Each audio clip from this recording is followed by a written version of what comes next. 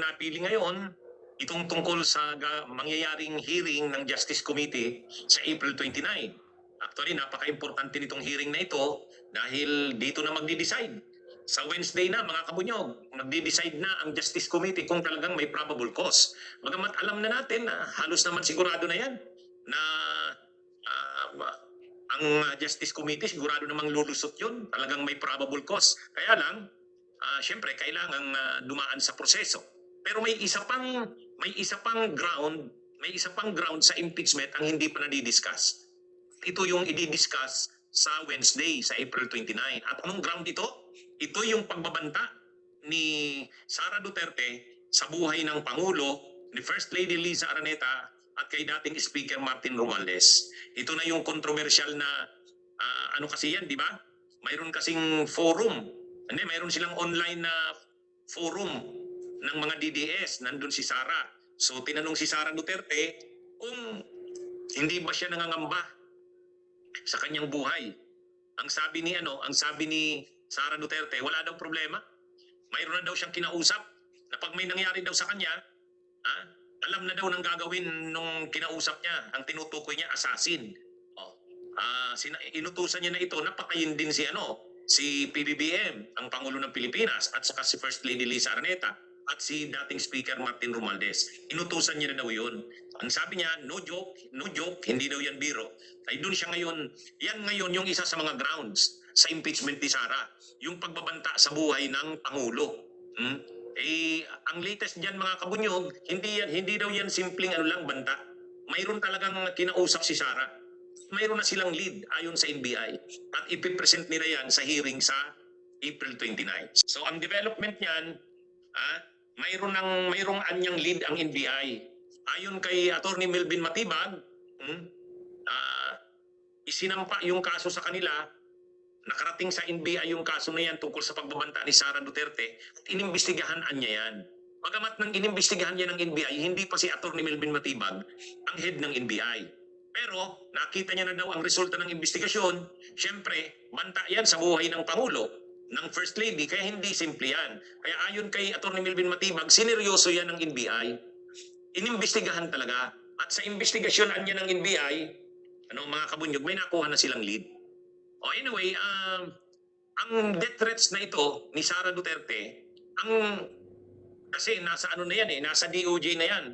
Matapos kasi yung investigasyon ng NBI, nang medyo sapat-sapat na yung ebidensya ng NBI, i-final na nila ang kaso sa DOJ. Actually, may kaso na sa DOJ. Ang kaso sa DOJ, grave threat sa inciting to sedition. Ngayon, pinadalhan na si Sara Duterte ng complaint affidavit niyan. At sumagot na daw sumagot si Sara Duterte. Ang paliwanag daw ni Sara Duterte, hindi naman daw seryoso yung na yun. Parang ang tawag ba dyan, metaphor ba yan? Hindi naman daw talaga, hindi niya naman daw talaga ipapapatay ang Pangulo. Ano lang naman daw yun? Parang joke. O kaya lang ang problema, sabi mo joke lang yun, ikaw na nga mismong nagsabi doon sa online yun eh. Sabi mo no joke. O di ba? Tapos ngayon, sasabihin mo, joke lang yun. Anyway, yan yung pag-uusapan sa April 29. Yan na lang yung nahuhuling ground, mga kabunyog. Kasi napag-usapan na yung tungkol sa confidential funds nung unang araw, di ba? Nung April 14, yung nag-appear si Madriaga. Confidential funds yun. Tapos nung April 22 naman, ang issue naman doon yung unexplained wealth. Yung pinatawag yung ombudsman dahil sa SALN, yung AMLAC, yung Bangko Sentral, tapos yung yung SEC. So nung April 22, tungkol sa mga di maipaliwanag na paglobo ng yaman ni Sara at ng asawa niyang si Mans Carpio. Ang natwitira na lang na ground, ito na yung pag-uusapan sa Wednesday, April 29, yung death threats, yung pagbabanta ni Sara. At seryoso din ito. Sa katunayan, mayroong mga kongresista na hindi masyadong nakukumbinsi doon sa mga korupsyon ni Sara.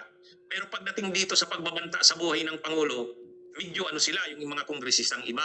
Sabi nila, doon kami medyo sa tingin namin impeachable yung may impeachable ang Vice Presidente dahil yung pagbabanta niya sa buhay ng Pangulo kasi seryoso yun. Kaya anyway mga kabunyog, Ang maiiba nitong Wednesday, ipipresent yung uli, yung video. Bagamat napanood na natin yun, kasi active tayo sa social media, napanood natin yun, kaya lang, marami daw na naimbestigang mga maraming naimbestiga ang NBI, marami silang natuklasan, nalaman, at ipipresent nila ito sa April 29. Ang depensa lang naman ng ng kampo ng Vice Presidente diyan o ni Sara Duterte, hindi naman daw seryoso 'yon. Kumbaga, yan na lang yung nahuhuling topic o agenda. Kaya mabilis na ang sa April 29. Mga umaga tapos na yan. Pag-uusapan na yung yung death threats na yan. Kasi hindi naman masyadong mahabang usapan yan. NBI lang naman yung imbitado diyan sa sa death threats ng Vice Presidente sa Pangulo ng Pilipinas at sa First Lady. Pagkatapos niyan, yung death threats na yan, sa hapon, magbubutuhan na.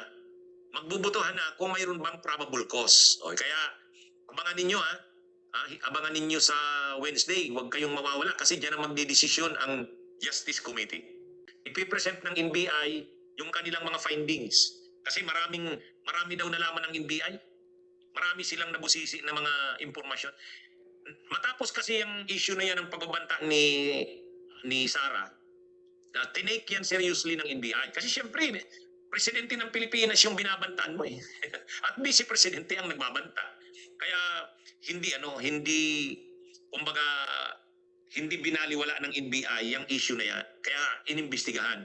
Ang importante ngayon na development, ayon sa NBI, yung niya na yun, yung sinabi na yan ni Sara Duterte, na may kinausap siya, na kung may mangyari sa kanya, may kinausap na siyang papatay din sa Pangulo, at sa First Lady at kay Martin Romualdez, totoo daw yun. Ayon sa NBI, may lead sila na sinundan. May tao talagang kinausap.